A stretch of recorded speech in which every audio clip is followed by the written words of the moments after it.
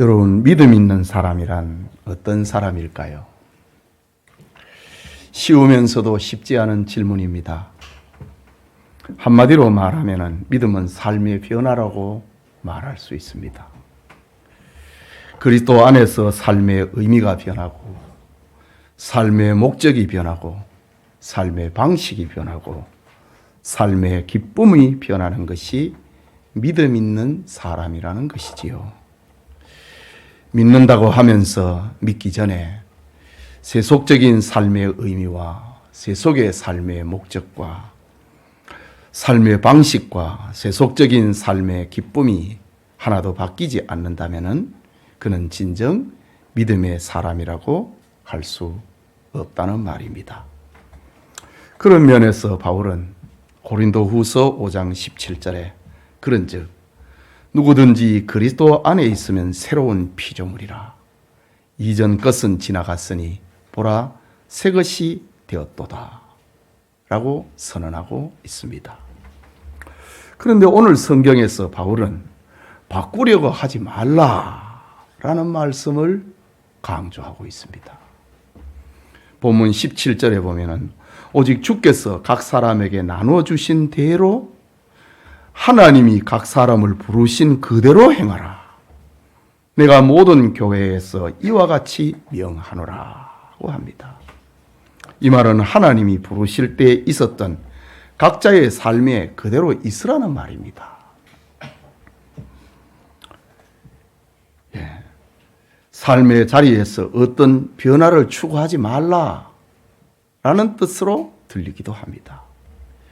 20절에도 보면은 각 사람은 부르심을 받은 그 부르심 그대로 지내라고 합니다. 그리고 24절에도 보면은 형제들아 너희는 각각 부르심을 받은 그대로 하나님과 함께 거하라. 이 짧은 문장에서 부르심을 받은 그대로라는 말이 3번이나 반복되고 있습니다. 이 말씀은 예수님을 믿을 때 삶의 모든 변화를 거부하라는 것처럼 오해되기도 합니다. 하지만 바울이 본문을 통해서 강조하고 있는 것은 자기를 위한 세속적인 삶이 아닌 하나님의 영광을 위한 것이라면 앞단락에서 이 얘기를 했던 결혼의 상태나 이혼의 상태나 독신의 상태나 과부의 상태나 외형적인 변화를 추구하지 말고 부르심을 받은 그대로 있으라 라는 말입니다. 오늘은 부르심을 받은 그대로라는 제목으로 고린도전서 강의에 계속하고자 합니다. 부르심을 받은 그대로의 삶의 원리는 무엇을 말하는 것일까? 말씀을 듣는 성도님들에게 하나님의 은혜가 있기를 소원합니다. 먼저 각 사람이 하나님이 각 사람을 부르신 그대로 행하라고 합니다.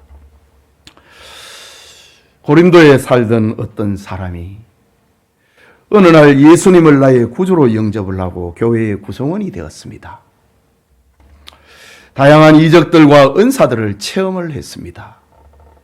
복음 안에서 깨달은 인간의 평등, 복음이 알려주는 영광스러운 약속들, 그리고 예수 그리스도의 재림으로 완성될 천국을 믿는 성도들의 마음과 생활에는 이전에 느끼지 못한 기쁨과 동요와 변화가 일어났습니다. 이 놀라운 체험으로 아내들은 믿지 않는 남편을 떠나고 싶어 했습니다. 남편들도 믿지 않는 아내를 떠나고 싶어 했습니다. 노예들은 주인의 권위를 부인하고 싶었고, 주민들은 권력자의 권위를 부인하고 주 안에서 자유를 찬송하고 전도하고 예배드리며 살고 싶어 했습니다.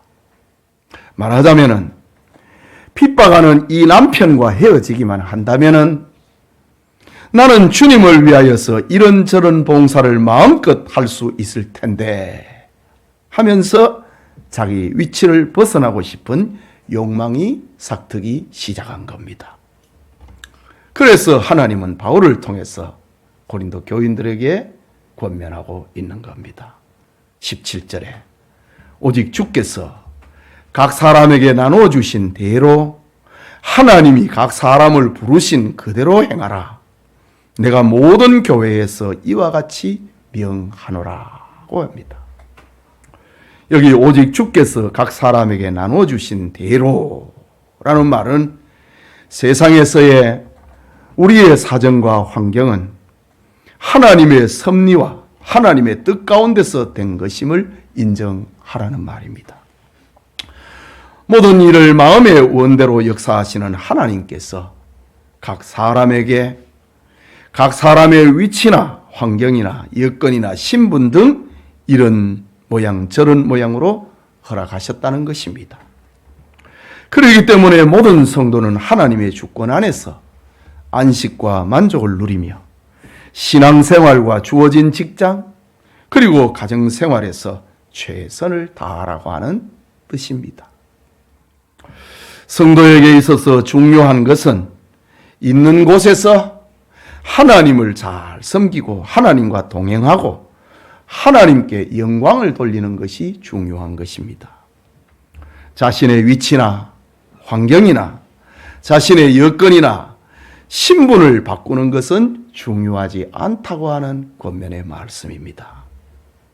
예를 들면은 가정에서 남편이 아내에게 또는 아내가 남편에게 무슨 불평이 있고 참기 어려운 일이 있을지라도 하나님께서 짝지어 주신 것으로 알고 그대로 있으라는 말입니다. 사람이 자기 뜻대로 자기 마음대로 사는 것이 그리스도인의 자유가 아니고 자기 형편과 처지에서 하나님의 영광을 위하여서 최선을 다하는 것이 그것이 진정한 그리스도인의 자유라는 말입니다. 여러분, 공중에 날아가는 새 한 마리도 하나님의 허락 없이는 떨어지는 일이 없습니다. 모든 것이 하나님의 주권이고 하나님의 섭리 속에서 일어나는 일들입니다. 사무엘상 2장 6절에서 8절을 보면은 여호와는 죽이기도 하시고 살리기도 하시며 스올에 내리기도 하시고 지옥을 말합니다. 스올에 내리기도 하시고 거기서 올리기도 하시는도다. 여호와는 가난하게도 하시고 부하게도 하시며 낮추기도 하시고 높이기도 하시는도다. 가난한 자를 진토에서 일으키시며 빈궁한 자를 거름더미에서 올리사 귀족들과 함께 앉게 하시며 영광의 자리를 차지하게 하시는도다. 땅의 기둥들은 여호와의 것이라. 여호와께서 세계를 그것들 위에 세우셨도다. 라고 합니다. 하나님께서 자신의 뜻을 가지고 우리의 걸음을 정하시고 하나님은 세우기도 하고 헐기도 하시는 분이라는 말입니다. 그러니 부르심을 받은 그대로 있으라고 합니다. 욥기 1장 21절을 보면은 욥의 고백이 나오지요. 내가 모태에서 알몸으로 나와 사온즉 또한 알몸으로 그리로 들어올지라. 주신 이도 여호와시오 거두신 이도 여호와시오니 여호와의 이름이 찬송을 받으실지어다 하고 이 모든 일에 욥이 범죄하지 아니하고 하나님을 향하여 원망하지 아니하니라고 합니다. 여러분,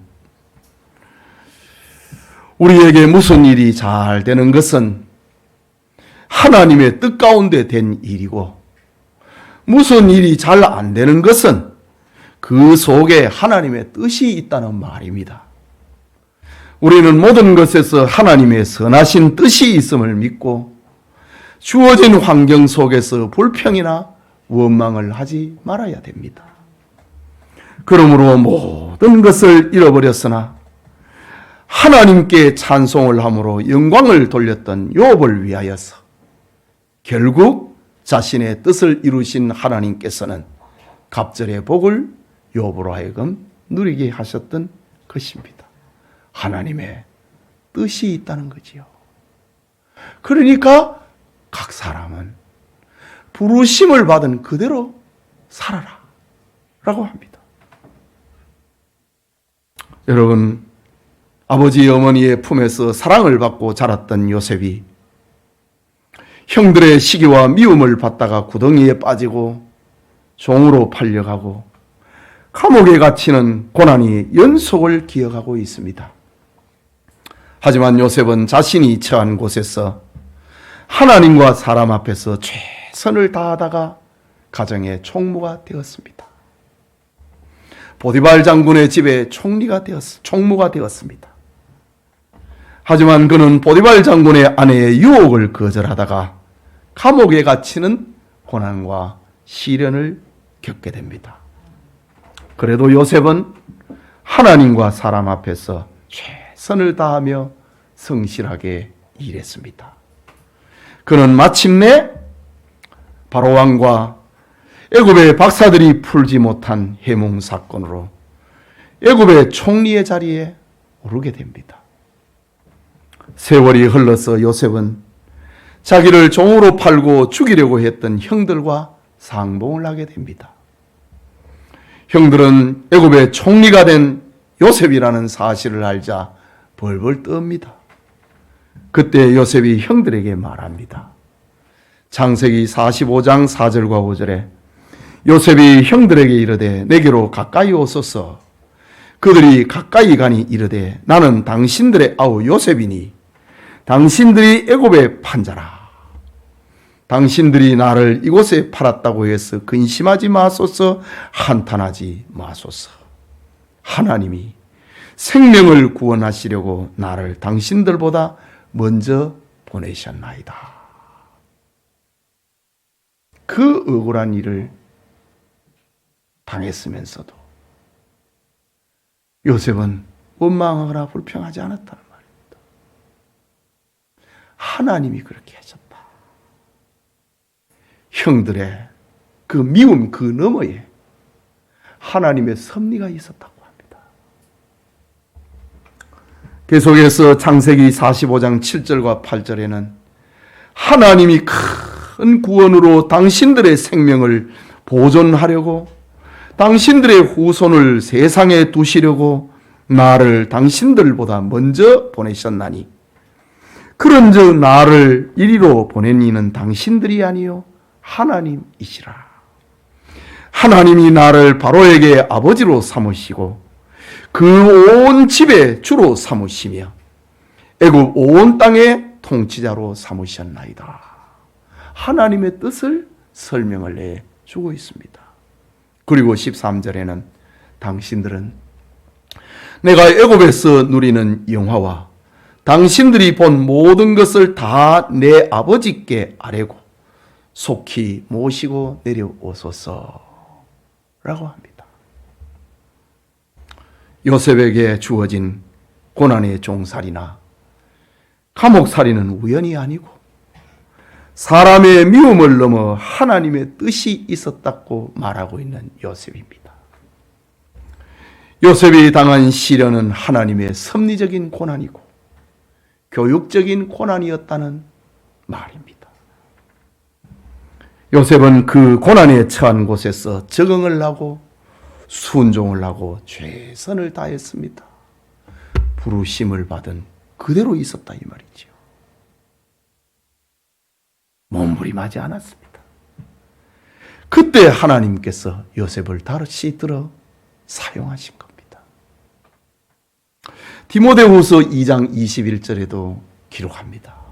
그러므로 누구든지 이런 것에서 자기를 깨끗하게 하면 귀 쓰는 그릇이 되어 거룩하고 주인의 쓰심에 합당하며 모든 선한 일에 예비함이 되리라 라고 했습니다. 원망하고 조급하고 불평하지 말고 부르심을 받은 그대로 있으라. 거기에서 최선을 다하고 하나님께 영광을 구하라. 그러면 귀 쓰는 그릇이 될 것이다. 주일에 쓰심에 합당한 그릇이 될 것이다. 모든 선한 일에 합당한 준비된 그릇이 될 것이다 라고 권면하고 있습니다. 부르심을 받은 그대로 있으라는 말입니다. 예배드리는 성도님, 지금 경제적으로 어려운 분들이 있습니까? 지금 질병으로 고난 중에 있는 분이 있습니까? 지금 부부간에, 부모와 자식 간에 풍파만난 이가 있습니까? 포기할까? 이혼할까? 도망갈까? 라며 생각하는 분이 있습니까? 잠언 16장 33절에 제비는 사람이 뽑으나 모든 일을 작정하시기는 여호와께 있느니라 라는 말씀을 기억하십시오. 하나님이 주신 자리이고 하나님이 주신 직분임을 믿고 위치나 환경을 바꾸려고 하지 말고 부르심을 받은 그 자리에서 최선을 다하는 것이 하나님의 뜻이란 말입니다. 교회 안에서 지금 봉사의 자리가 힘들어서 벗어버리고 싶은 이가 있습니까? 부르심을 받은 그 자리에 그대로 있으십시오. 그리고 최선을 다하십시오. 이것이 하나님의 뜻입니다. 이 시간 하나님의 음성에 귀를 기울이십시오. 오직 주께서 각 사람에게 나누어 주신 대로 하나님이 각 사람을 부르신 그대로 행하라. 내가 모든 교회에서 이와 같이 명하노라. 믿고 순종하는 하나님께 칭찬과 상급을 받는 우리 교우들이 되시기를 축복합니다. 여러분, 고린도 교회를 한번 생각을 해보십시오. 온갖 종류의 사람들이 다 모여 있습니다. 잘 사는 사람, 못 사는 사람, 많이 배운 철학자들, 그리고 무식한 사람들, 자유인 노예들 다 섞여 있습니다. 부르심을 받은 그대로 있으라. 거기에서 최선을 다하고 하나님의 영광을 구하라. 주님의 음성인 겁니다. 내가 너희에게만 하는 말이 아니고 모든 교회에게 명하는 말이라고 합니다. 그게 둘째로 부르심을 받은 그대로, 이 말은 하나님의 영광을 위해서 살라는 말입니다. 읽은 본문 18절에서 20절의 말씀 우리 같이 읽겠습니다. 할례자로서 부르심을 받은 자가 있느냐? 무할례자가 되지 말며, 무할례자로서 부르심을 받은 자가 있느냐? 할례를 받지 말라. 할례 받는 것도 아무것도 아니요 할례 받지 아니하는 것도 아무것도 아니로되 오직 하나님의 계명을 지킬 따름이니라. 각 사람은 부르심을 받은 그 부르심 그대로 지내라고 했습니다. 여러분, 할례는 구약 시대에 속한 종교 의식이었습니다.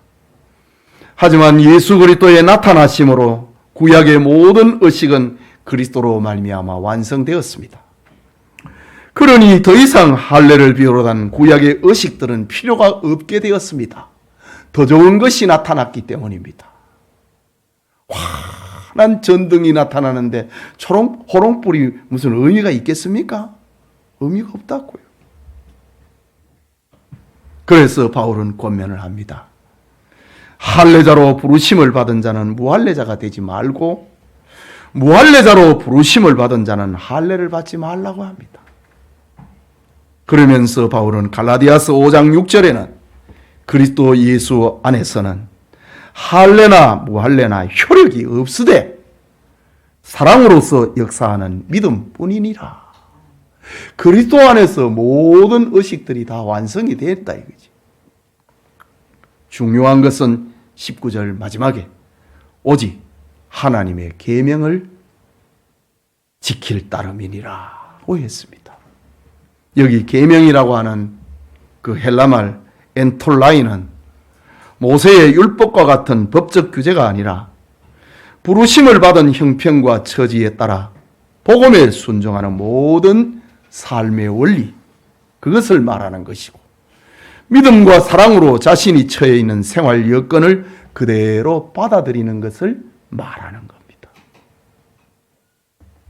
하나님의 은혜로 구원받은 신자들이 전심전력을 해야 할 일은 하나님의 말씀에 순종하고 복종하여 하나님을 기쁘시게 하는 것이라는 말입니다. 많은 열매를 맺어서 하나님께 영광을 돌리라는 것입니다. 부르심을 받은 그 자리에 있으면서 열매를 맺으라는 거지요. 예수님은 요한복음 15장 8절에 이렇게 말씀하십니다. 너희가 열매를 많이 맺으면 내 아버지께서 영광을 받으실 것이요 너희는 내 제자가 되리라고 했습니다. 그러나 고린도 교회에는 본문의 기록에서 나타나듯이 할례와 무할례가 문제가 되었습니다. 바울이 복음을 전할 때 유대인 중에서 예수님을 믿고 신자가 된 사람 중에는 그들의 옛 신앙의 표현인 할례의 표식을 치우려고 애쓰는 이가 있었습니다. 이와는 반대로 이방인 중에서 구원을 받은 성도들은 사도들이나 유대인 성도들처럼 자신들도 할례를 받기 원하는 자들도 있었습니다. 이런 현실 앞에서 바울은 충고합니다. 이미 할례를 받고 예수를 믿는 자는 그 할례의 흔적을 지울 필요가 없고 또 할례를 받지 않고 예수님을 믿게 된 자들은 유대인의 풍습에 따라서 구약의 종교적인 의식에 따라서 할례를 받을 필요가 없다고 합니다. 이유는 구약의 할례는 자기 백성을 구별하려고 하는 뜻에서 시작을 했고 메시아를 기다리는 소망과 연관이 되어 있었기 때문입니다. 구약의 할례는 성별의식이고 그 중심에는 하나님의 은혜로 구원을 받는다고 하는 자기 부인을 담고 있는 것이, 자기 부정을 담고 있는 것이 할례의 의미입니다.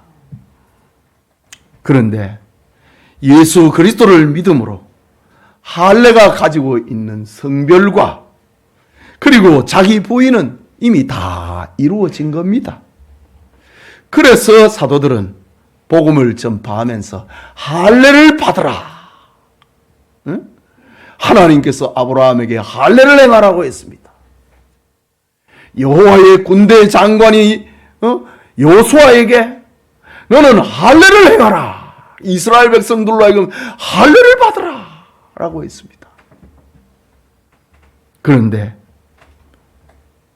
그리스도 안에서 믿음으로 구원을 얻었던 그 복음을 전하는 사도들은 할례를 받으라고 외치지 않고 회개하고 예수 그리스도의 이름으로 세례를 받으라고 가는 곳마다 외쳤습니다. 사도행전 2장 38절에는 너희가 회개하여 각각 예수 그리스도의 이름으로 세례를 받고 죄사함을 받으라. 그리하면 성령의 선물을 받으리니 라고 했습니다. 할례는 약속의 최종 목적인 예수 그리스도를 믿는 곳에서 초점을 맞추어야 되는 겁니다. 그러니 할례가 무슨 의미가 있느냐? 할례를 받은 자가 있느냐? 그것을 지우려고 애쓰지 말고 그대로 있어라. 할례를 받지 않는 자가 있느냐? 할례를 받으려고 애쓰지 말고 그대로 있어라. 우리가 예수님을 믿는 그 믿음 안에 할례의 의식은 다 담겨 있다는 것입니다.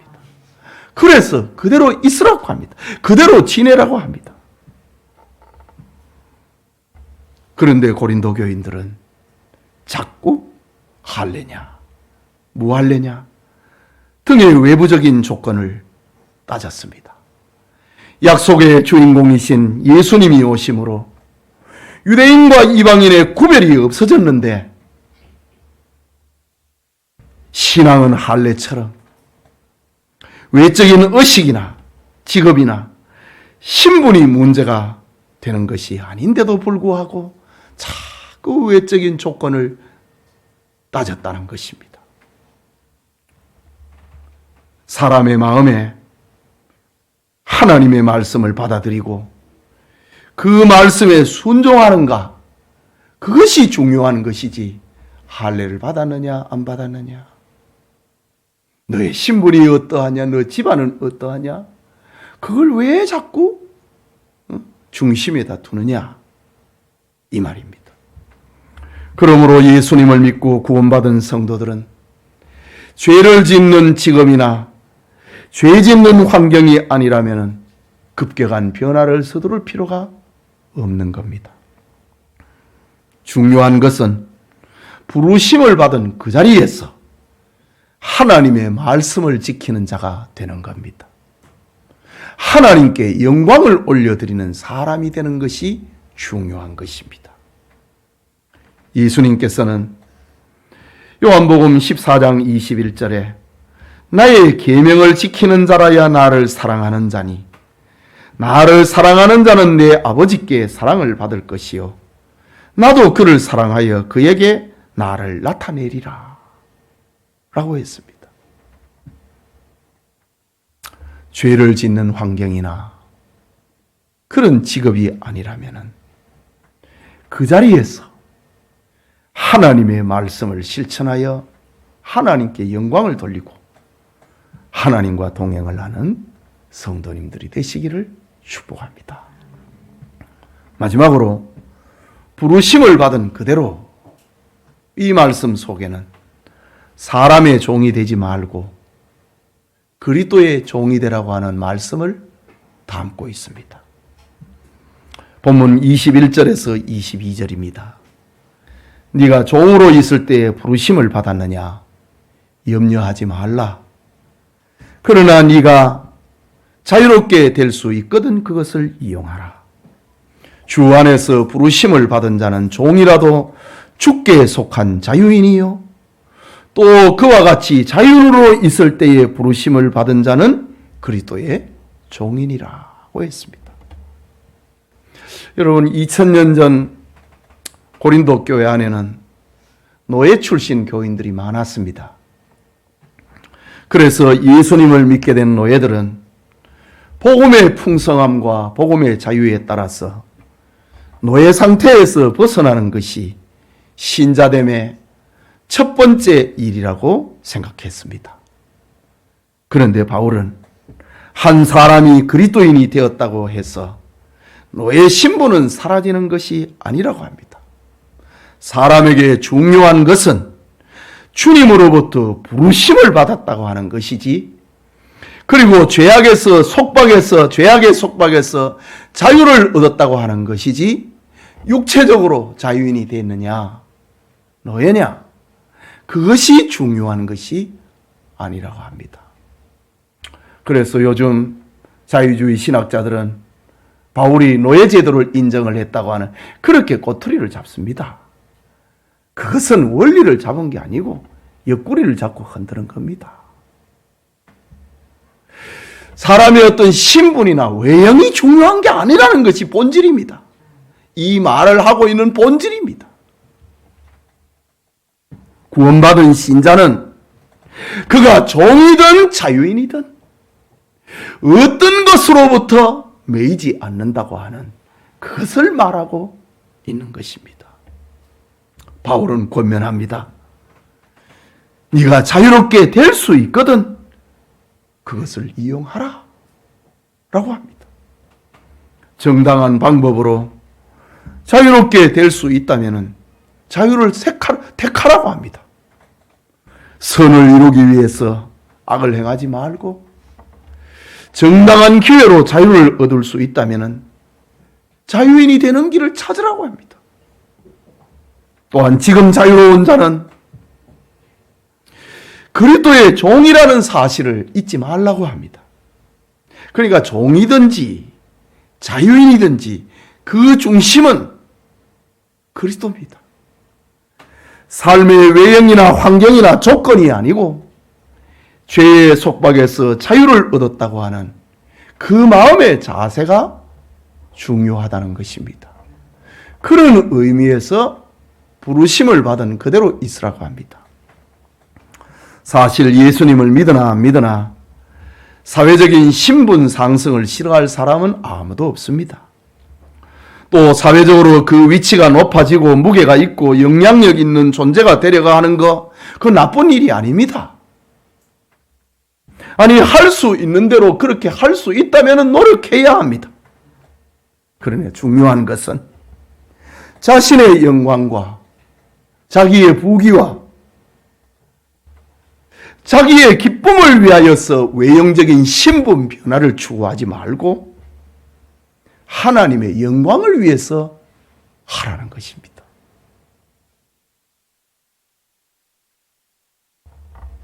나 사회에서 출세하고 싶다. 자기를 위한 것이냐? 하나님의 영광을 위한 것이냐?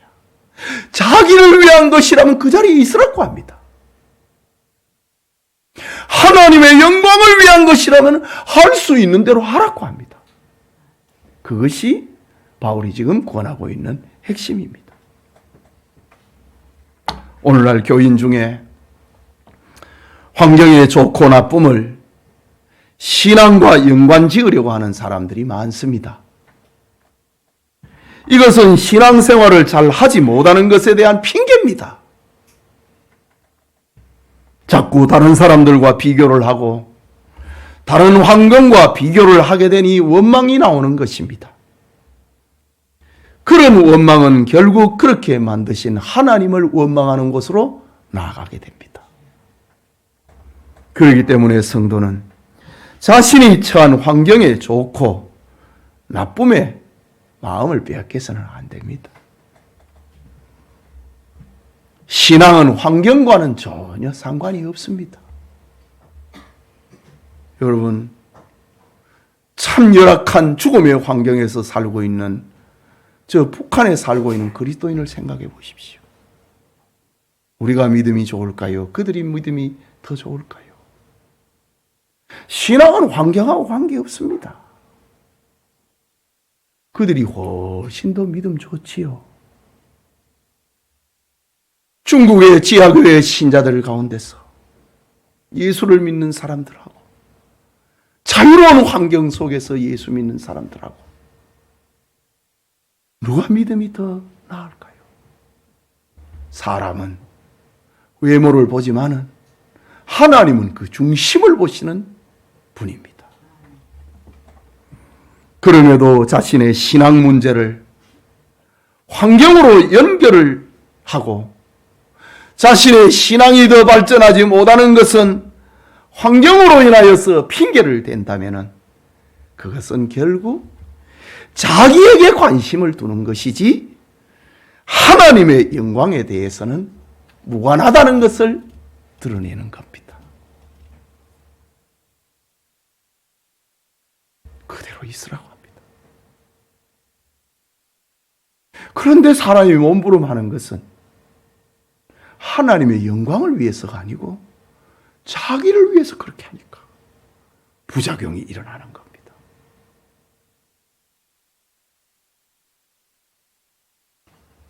바빠서 예배하지 못하고 누구 때문에 못하는 것은 자기에게 관심을 두는 것이지 하나님의 영광을 생각하는 것이 아닙니다. 그래서 자기를 위해서 살지 말고 하나님의 영광을 위해서 살라고 합니다. 계속해서 23절을 봅니다. 너희는 값으로 사신 것이니 사람들의 종이 되지 말라고 했습니다. 여기 값으로 사셨다. 이것은 신자들이 예수 그리스도의 보혈을 통하여서 구원받은 것을 가리킵니다. 성도는 예수 그리스도의 대속의 죽음을 믿음으로 하나님의 자녀가 되고 영생을 소유하는 자가 되었습니다. 베드로전서 1장 18절과 19절에는 너희가 알거니와 너희 조상이 물려준 헛된 행실에서 대속함을 받은 것은 은이나 금같이 없어질 것으로 된 것이 아니요 오직 흠없고 점없는 어린 양 같은 그리스도의 보배로운 피로 된 것이라고 했습니다. 그렇기 때문에 성도의 삶은 어떻게 살아야 하겠는가? 하나님의 영광을 돌리는 삶을 살아야 한다는 것입니다.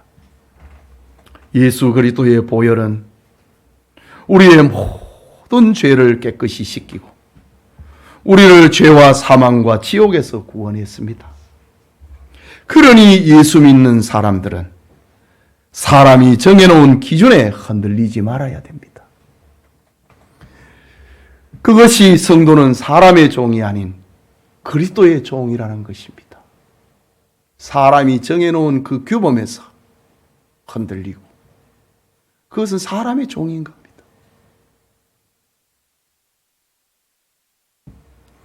종의 상태에서 하나님께 부름을 받았다면 그리스도 안에서 자유인으로 생각을 하고 자유인의 상태에서 부름을 받았다면 그리스도의 종으로 생각하라고 합니다.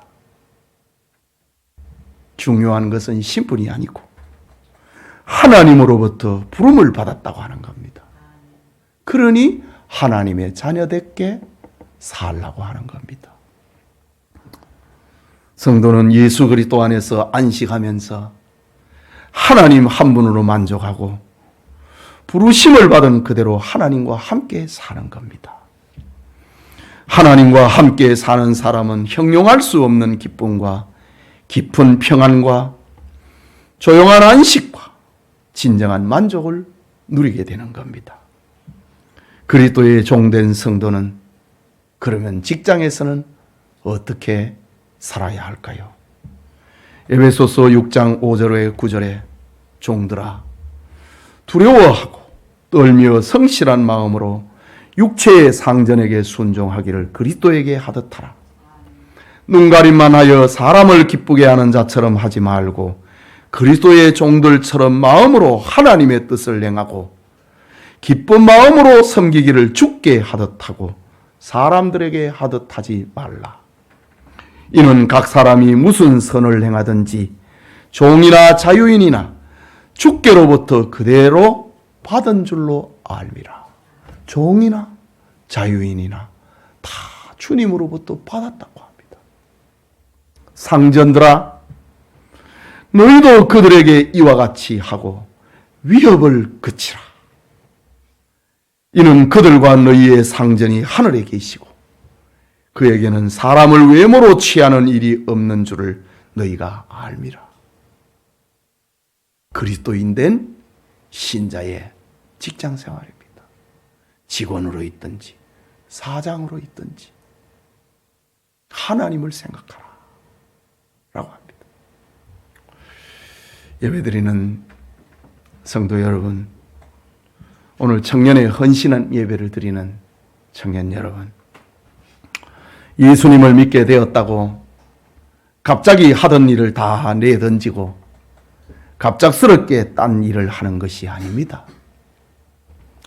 물론 그리스도인에게 적합하지 않고 신앙과 양심에서 어긋나는 자리에 있다면 과감하게 그런 일과 결별해야 합니다.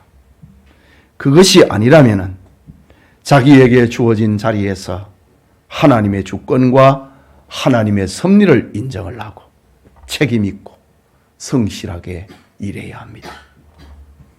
본문 17절에서 오직 주께서 각 사람에게 나눠주신 대로 하나님이 각 사람을 부르신 그대로 행하라 라고 합니다.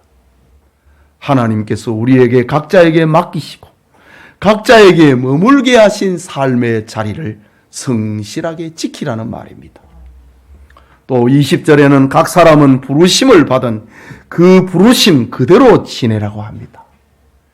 이는 죄를 짓는 환경이나 직업이 아니라면 그 자리에서 하나님의 말씀을 실천해서 하나님께 영광을 돌리라는 말입니다.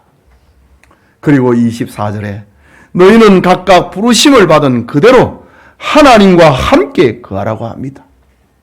이 말씀은 인간적으로, 사회적으로, 신앙적으로, 영적인 상태에서 한 발짝도 나가지 말고 그대로 머물러 있으라는 말이 아니고 구원과 소명의 은혜를 받은 그리스도인으로서 하나님의 영광이 되는 삶을 먼저 생각하라는 의미입니다. 오늘 본문 전체를 지배하고 이끌고 있는 단어는 부르심을 받은 그대로라는 말입니다. 하나님의 은혜로 부르심을 받고 하나님의 자녀가 된 성도들의 삶의 원리를 말하는 겁니다. 그것은 하나님의 주권과 하나님의 섭리 속에서 주어진 환경을 인정을 하고 있는 곳에서 최선을 다하라 라는 말입니다. 부르심을 받은 그곳에서 하나님의 말씀을 지키고 하나님께 영광을 돌리는 삶을 살라라는 것입니다. 그리고 하나님께 부름을 받았다고 하는 자존감을 가지고 사람의 종이 되지 말고 그리스도의 종으로 살라는 것입니다. 영천의 모든 성도님들이 그리고 미래를 안고 있는 우리 영천의 청년들이 부르심을 받은 그대로 하나님 영광 위주의 삶을 사는 은혜가 있기를 축원합니다. 우리 같이 말씀을 생각하고 기도합시다. 그리스도인의 삶의 방식입니다. 자기를 위하여서 신분 변화를 추구하지 말고 지위를 추구하지 말고 다 하나님의 영광을 위해서 하라는 것입니다. 이것이 이제 고린도전서 10장으로 가게 되면은 먹든지 마시든지 무엇을 하든지 다 하나님의 영광을 위하여 하라는 말로 결론을 맺고 있는 겁니다. 이것이 그리스도인의 삶입니다. 복음은 우리의 생활의 액세서리가 아닙니다. 있어도 되고 없어도 되는 치장거리가 아니라는 말입니다. 이 복음은 전부입니다. 그리스도의 피로써 우리를 값으로 주고 샀다고 했습니다. 죄와 사망과 지옥에서 우리를 구원해 주셨습니다. 그러니 어떻게 살아야 할 것인가? 부르심을 받은 그대로 하나님의 영광을 위하고 하나님의 말씀을 지키고 열매를 맺고 자기를 위해서 살지 말고 뭘 벗어나려고 하는 사람은 다 자기를 위해서 벗어나려고 한다 이거지요. 그러다가 사고를 치고 무리를 일으키는 겁니다. 하나님의 영광을 위해서 하라고 합니다. 부르심을 받은 그대로 행하고 그대로 살고 그대로 지내라고 합니다. 이것이 그리스도인의 삶의 원리입니다. 하나님의 영광을 위해서 살아가는 우리가 되기 위해서, 우리 청년들이 되기 위해서 같이 기도합시다.